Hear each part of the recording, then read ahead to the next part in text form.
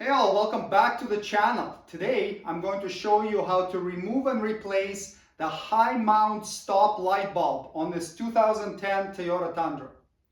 Start by removing these 4 Phillips head screws.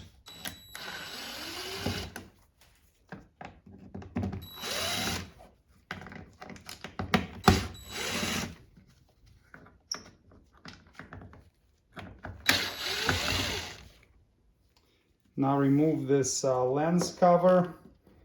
Just grab it with your fingers and gently pull it off. There's a gasket behind it.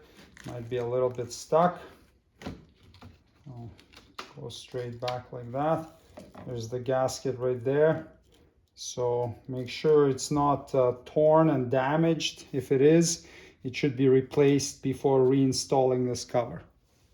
There are your light bulbs. The side ones are for the cargo light and the center ones for the high mount stop light bulb. And I'll put the links in the video description for where to get the replacement bulbs for this. Remove the high mount brake light bulb by pulling it straight back. Install the replacement, and generally they don't recommend grabbing bulbs with your bare hands. So you can use gloves. It can go in either way and just insert it until it stops. Before reinstalling the lens cover, it's a good idea to just quickly check and make sure the new bulb is working.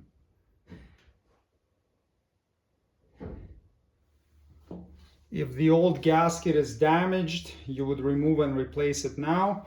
Otherwise, you can reinstall this cover. Tighten the 4 screws by hand. Do not use an impact gun here because that can crack the housing or strip the little plastic grommets that they go into. There's no real torque spec on these things. Just make sure they're nice and snug and squish the gasket down properly. And that's it. Bulb replacement is completed. Thanks for watching. Subscribe if you'd like to see more Toyota Tundra maintenance and repair videos. See you next time. Cheers.